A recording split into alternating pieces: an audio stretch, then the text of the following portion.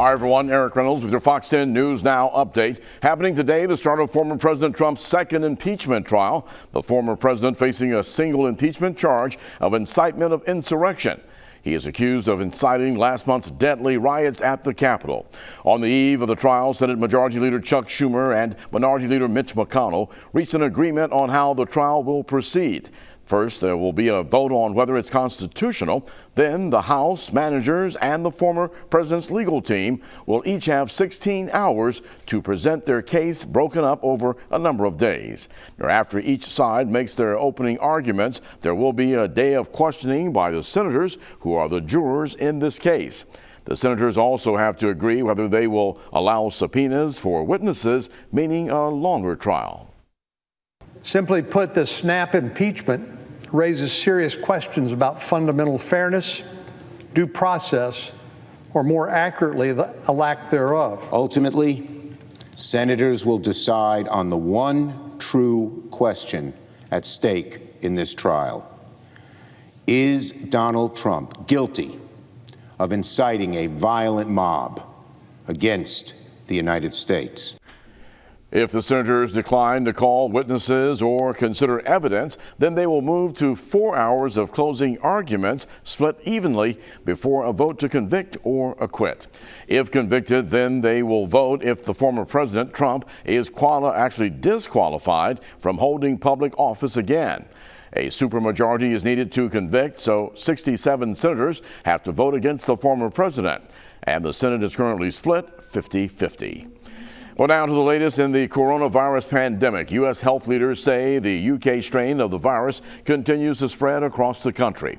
According to a new study, the highly contagious variant first detected in the UK, the United Kingdom, is now spreading rapidly throughout the U.S., doubling around every 10 days. Researchers say the strain could become the most prevalent in the nation by next month. They say that the new variant arrived in the U.S. as early as November.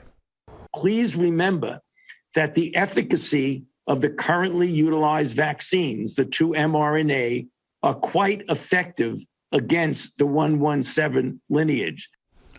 Meantime, the federal government is ramping up the nation's vaccine rollout. Vaccines are being shipped out this week to pharmacies.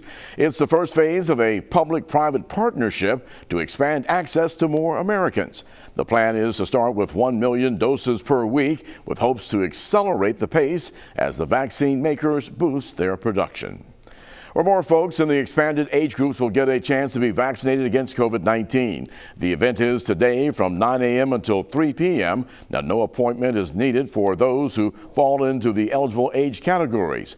Those include 65 years of age and older and additional groups. Now, this is the only vaccine clinic being held at OWA in Baldwin County this week.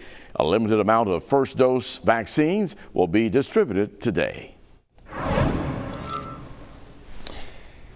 I'm meteorologist Michael White with your Fox 10 Storm Track report, and before 4:30 in the morning, we do have rain and storms. We saw these things blossoming up late last night.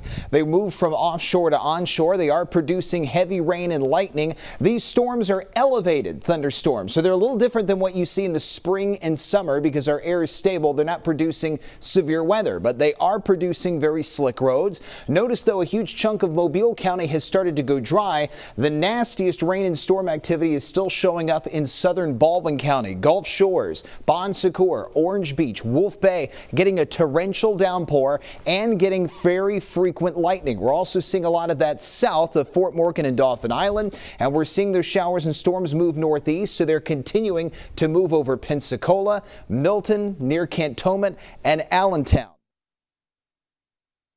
Dealing with offshore to onshore rain and storms. A very wet commute is expected, especially now if you're east of Interstate 65. By late morning and into midday, the rain's gone.